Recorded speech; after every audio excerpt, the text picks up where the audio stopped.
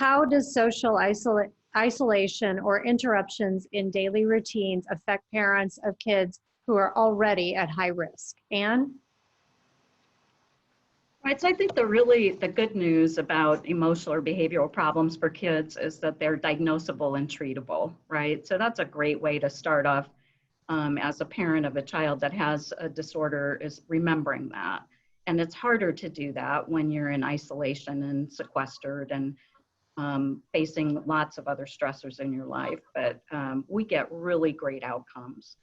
And it's important that they stay connected with those mental health resources. It looks a little different today than it did 8 weeks ago.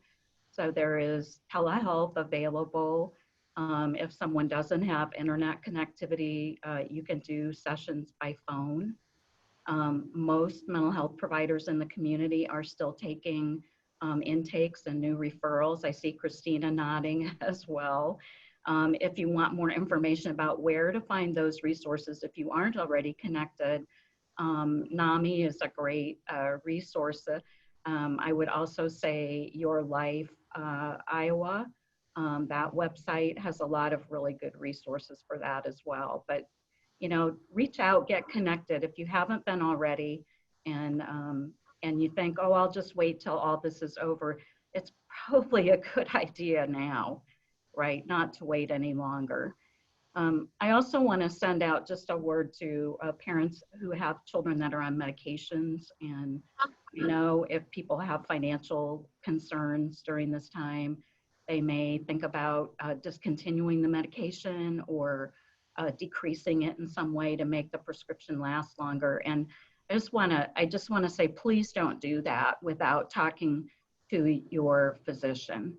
And there are ways, both through your pharmacy, your primary care physician. There's an online place that you can go and look for good prices on medication that I'll give to you, Suzanne, and you can push it out to your website. But it's just really important not to just stop or decrease those medications or increase those medications without consulting with your physician. And I think just more urgently, if you have more urgent or crisis kinds of needs, the Your Iowa, yourlifeiowa.org site is a really good place to go. Again, they've got crisis line, they've got chat, they've got text capability, and all kinds of resources that they know about all around the state. I also mentioned it's difficult to keep your perspective during this time, and I'm just going to echo what everybody else has said about surrounding yourself with those connections, those people that care about you and care about your child. We've all been in the spot, if you have a child that has a mental health issue, you know, you've been in that spot where you sometimes feel worse after talking to somebody because they don't necessarily understand what you're going through or what your child is going through. And you really need to find those people that are going to be supportive of you, supportive of what you're trying to do for your child. And so I guess what that means is some of these other people you might, you know, kind of let go by the wayside until you're at a point where you have more time to socialize, and you aren't so focused on trying to take care of your family at this point in time. But it's not helpful to have people either blame your child for their mental health disorder or even to blame you and say, well, that's just, you know, bad parenting. You just, at this point in your life, you don't need that kind of criticism or judgment. So if you're listening to this and you're not a parent, but you know parents, you know, take that to heart too and think about how you can be supportive and caring and kind to those parents. I think, you know, we are, as humans, you know, we looked at day one of this and we thought, oh, this is, as parents, like, this is like a snow day, right? Where you're going to have a day or two off and then the shovels and the snow plows will come out and or eventually the snow will melt, right? Well, it's obviously it's turned into something much larger, you know, than a snow day. And so over time, we may have let our structure, our rules, our schedules, go by the wayside. Some of the things that we did together as a family, eating at the table together, maybe we aren't doing that anymore. Maybe people are taking their snacks or their dinners and going and sitting in front of the TV. So as a parent, it's really important to get that structure back.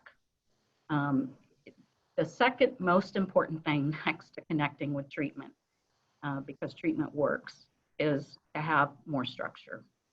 And all of your kids and you too will benefit from that. So what does structure mean? So structure is like a schedule for the day. When are you going to get up? When are you going to go to bed? It is who's going to do what chores? When are we going to have meal time? You can get specific on it as far as like, what are we going to have for meal time? Sometimes kids really like that. But before you do that, you need to like warn your family that you're going to reset things, right?